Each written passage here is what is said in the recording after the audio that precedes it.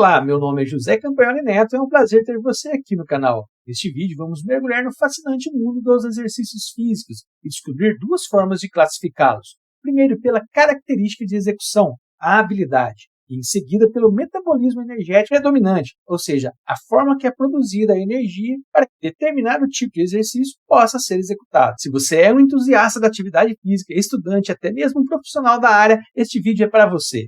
Então, já deixe seu like e inscreva-se no canal. Bora lá? Primeiro vamos classificar os exercícios pelas características de execução. Se o exercício é cíclico, acíclico ou ainda se é combinado. Cíclico seguido de acíclico. Confuso? Já esse tipo de classificação vai ficar bem claro para você. Os exercícios cíclicos são caracterizados por movimentos repetitivos e contínuos.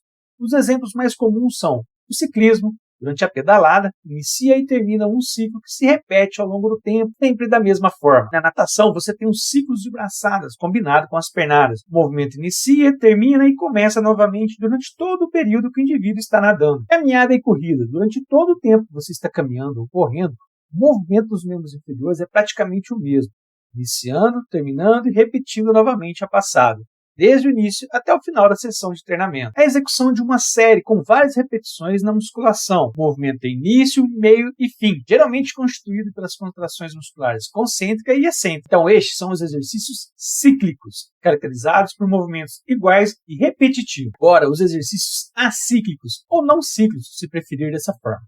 Os exercícios são caracterizados por movimentos únicos e completos. Veja alguns exemplos para poder ficar mais claro. O arremesso livre no basquete. Observe que é um movimento único e completo. O arremesso pode ser único dependendo das circunstâncias do jogo e do jogador na partida. O levantamento de peso olímpico, o famoso LPO. Neste caso, estou falando do levantamento durante a competição, que é basicamente levantar a maior quantidade de peso possível em uma única execução executada de forma correta. Veja, nesse exercício precisa de uma ação de vários grupos musculares e o movimento é único. Você já jogou bets quando criança? Também conhecido como taco, tacobol em algumas regiões? Rebater a bola é um movimento único. Uma vez executado, ele termina. Só ocorre novamente na próxima oportunidade de rebater a bola. Você também pode pensar no golfe, no beisebol, que também é acíclico. Os exercícios acíclicos são caracterizados por movimentos únicos, que podem ocorrer novamente, mas em outra ocasião, e não de forma repetitiva e constante. Portanto, não são movimentos repetitivos. E ainda existem os exercícios com habilidades combinadas. Estes exercícios misturam elementos cíclicos e acíclicos. Um exemplo clássico são os saltos, onde ocorre uma corrida de aproximação, cíclico, e é seguido por um salto único, acíclico. Aí tem o salto em altura, o salto à distância, o salto com vara. A principal característica da execução desses movimentos combinados é que existe um movimento cíclico, ou seja, repetitivo, seguido de um movimento único. Agora vamos classificar os exercícios físicos pela forma de produção de energia durante a execução dos movimentos exigidos naquele determinado exercício. Entender como a energia é produzida é essencial para otimizar o seu treinamento, independente da modalidade que você pratica. Temos dois sistemas principais, sendo um deles subdividido em duas formas de produção de energia. Vamos lá? Primeiro, o metabolismo aeróbio, ou sistema oxidativo. Esse sistema precisa de oxigênio para que seja possível gerar energia e é predominante em atividades de longa duração, onde a intensidade máxima de execução permite contrações musculares por um período de 2, 3, 5 até horas, como é o caso da caminhada, nadar direto 1000 metros sem parar, correr 6 km, meia maratona, pedalar 50 km sem colocar o pé no chão. Mas o porquê da demora da predominância aeróbica? Tudo começa com a captação de oxigênio do ar atmosférico, pelo sistema respiratório.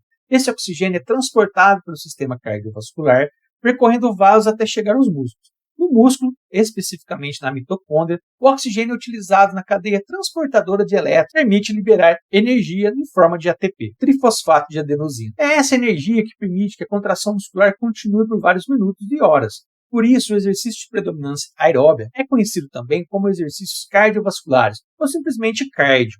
São fundamentais na melhora do condicionamento físico de qualquer indivíduo, seja o sedentário que vai iniciar suas atividades físicas ou até mesmo um atleta. Entender e treinar o sistema cardiorrespiratório não apenas melhora a performance, mas também é essencial para a sua saúde cardiovascular. Mas e no início do exercício, até ocorrer todo esse transporte para que poder seja metabolizado o oxigênio, como fica a produção de energia? Bom, aí é um tema para um outro vídeo sobre débito de oxigênio. Bom, então a principal característica do metabolismo aeróbio, sistema oxidativo, é que a intensidade do exercício permite contração muscular contínua por vários minutos e até mesmo horas. Perfeito? Agora o metabolismo anaeróbio. Esse é dividido em duas formas de produção de energia, sendo a principal característica de ambas é que não há necessidade da presença do oxigênio no processo de produção de energia. Perfeito? Não precisa de oxigênio para produzir energia. Bom, aí você pode me perguntar, Zé, mas e durante a recuperação? Bom, aí é outro tema relacionado à integração dos metabolismos, tá? Então, foca no anaeróbio. Durante a produção de energia, não há necessidade de oxigênio em qualquer etapa das reações bioquímicas da produção de ATP. Perfeito? Vamos lá então.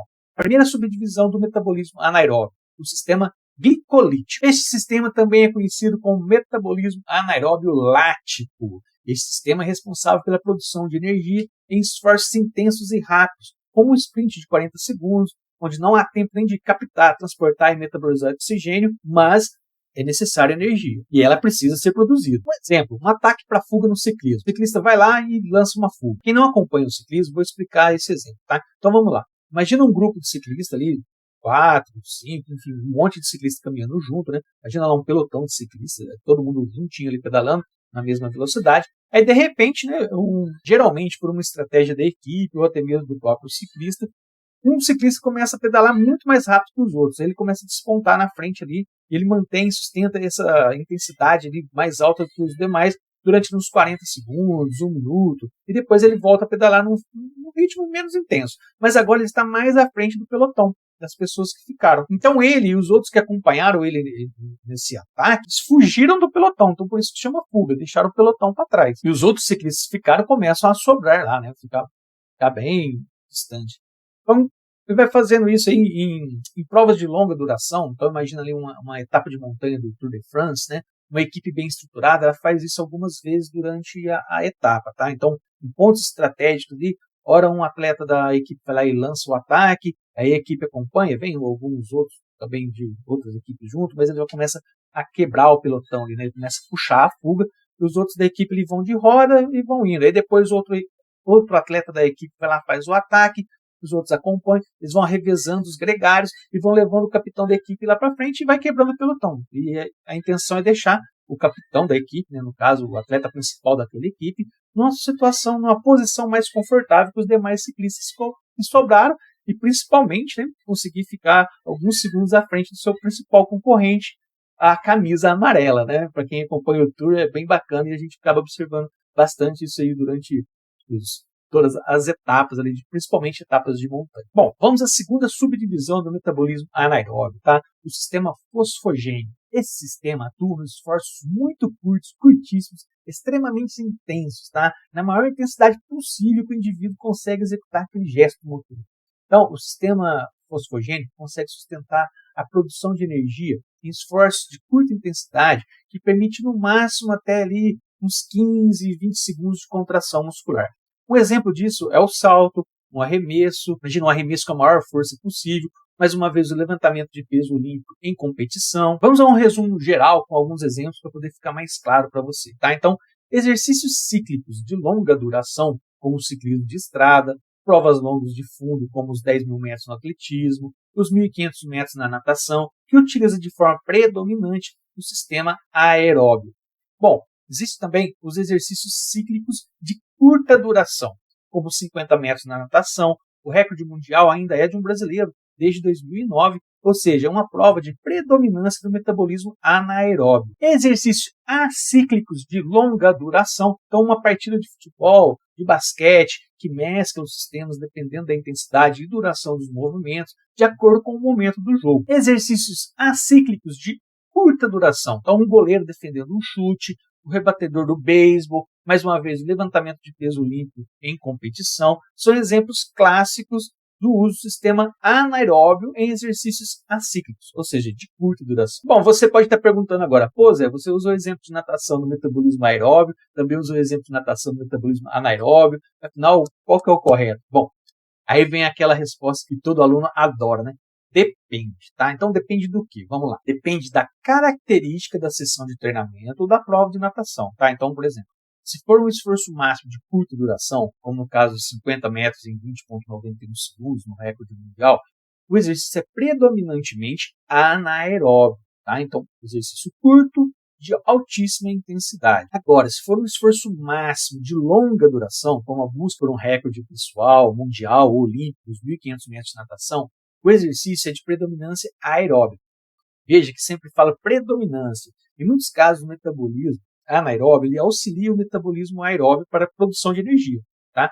Mesmo que seja uma contribuição proporcionalmente menor, mas os dois sistemas estão lá trabalhando juntos para que você consiga o seu recorde pessoal. No entanto, o metabolismo aeróbio ele é predominante. Então imagina aí você que é ciclista, está lá de bicicleta, né, pedalando, aí tem uma subida lá, categoria 2, e você quer pegar o com daquela subida. Tá? Então para isso você tem que gerar a maior potência possível por uns ali 15, 25, 30 minutos. Né? O tempo vai depender do trecho e também do seu condicionamento físico, né, sua capacidade de gerar e sustentar a potência durante esse período, tá? Então, quando você chega lá no topo, lá você tentou fazer aquele percurso, aquele morro, né, vamos colocar assim, no menor tempo possível, né? Então, você quer bater o seu recorde. E aí você chega lá no topo, você está quase morto, hiperventilando, frequência cardíaca lá em cima, 160, 170 batimentos por minuto, né? Então, nessa situação, a predominância é aeróbia, mas tem a contribuição do metabolismo anaeróbio lático. Senão, sem o metabolismo anaeróbio lático, você não consegue fazer sua melhor performance nesse tipo de esforço, nesse tipo de situação. Ou seja, só é possível você fazer esse tipo de exercício, tentar buscar o seu com lá na montanha, né, devido à produção de lactato, tá? Então, sem o lactato, você não consegue isso, é impossível fazer isso, tá? Então, por isso, você já deve ter ouvido aí algumas vezes, se você já estuda educação física há algum tempo, se você é curioso da área, aquela frase, né, o lactato, o mocinho no exercício físico. Há algum tempo o pessoal falava que ele era um vilão, né, década de 80, início da década de 90, mas hoje já está bem claro que sem a produção de lactato, esse tipo de situação que eu acabei de mencionar para vocês, é impossível você conseguir pegar o seu tão sonhado com aí numa montanha, uma subida categoria 2. Bom, espero que esse vídeo tenha esclarecido um pouco mais sobre como o nosso corpo funciona durante o exercício físico, né, durante a prática de diferentes tipos de exercício, como otimizar o seu treinamento de acordo com as características energéticas de cada tipo de exercício, se uma situação exige predominância aeróbia, anaeróbia, tá? Então agora você sabe desses detalhes aí. Agora você consegue entender melhor aí a sua sessão de treinamento. Bom, gostou do vídeo? Não esqueça de deixar o seu like, se inscrever no canal, compartilhar com amigos que também são apaixonados por exercícios físicos, tá? Se ficou alguma dúvida ou sugestão, deixe os comentários abaixo. Quem sabe o seu questionamento pode se tornar um tema do próximo vídeo do canal, tá? Beleza? Foi um prazer estar aqui com você hoje. Vamos continuar nossa jornada de exercício físico, bem-estar e aprendizado. E até a próxima.